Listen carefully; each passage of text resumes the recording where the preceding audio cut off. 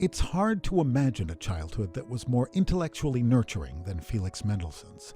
His father Abraham was the son of the philosopher Moses Mendelssohn, and he and his wife Leah placed a high value on both formal and informal modes of education.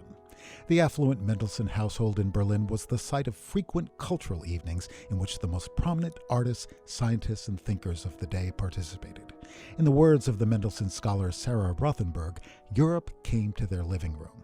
At the same time, the Mendelssohns' approach to education wasn't didactic, and the process of learning took place in an atmosphere of openness, enjoyment, and even playfulness.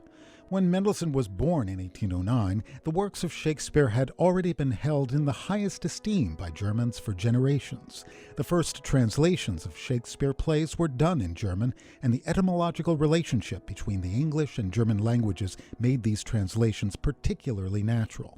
Proto-Romantic poets like Goethe and Schiller saw in Shakespeare a great psychologist who used his deep understanding of human nature to create works of stunning visceral impact.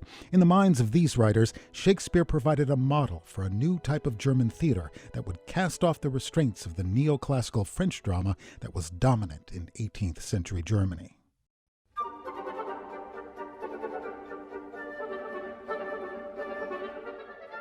The Mendelssohns hosted many Shakespeare evenings in their home, where his plays were read and sometimes even acted out. And it was for one of these parlor performances that the 17-year-old Mendelssohn wrote his overture to A Midsummer Night's Dream in a version for two pianos, which was subsequently orchestrated. The precociousness exhibited in this music, as it was in Mendelssohn's wonderful string octet written a year earlier, has a miraculous quality.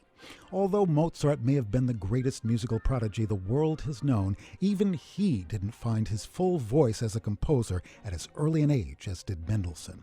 And of course, Mendelssohn's seemingly magical abilities have a special resonance within the context of A Midsummer Night's Dream. The composition of the overture and the incidental music for the play were separated by 16 years.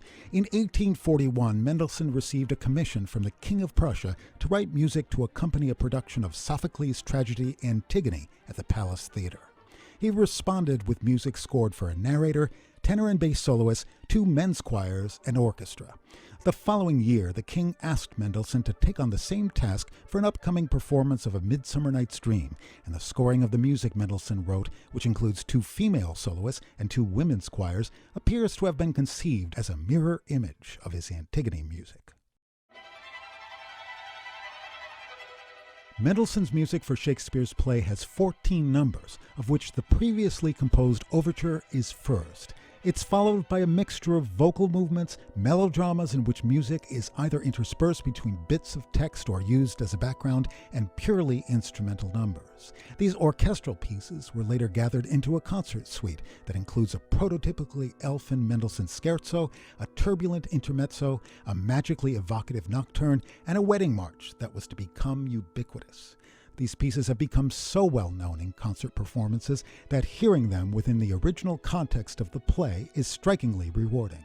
The incidental music concludes with a return of the overture, upon which a vocal setting, and at the very end, the play's concluding text, have been superimposed. This superimposition is a stroke of genius, as it allows the resolution of the play to carry itself out, while the return of the opening music brings the entire presentation full circle and beautifully underlines Puck's final words to the audience.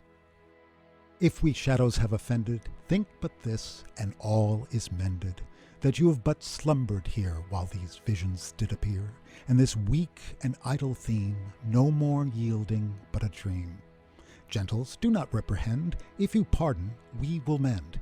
And, as I am an honest Puck, if we have unearned luck now to 'scape the serpent's tongue, we will make amends ere long, else the Puck a liar call.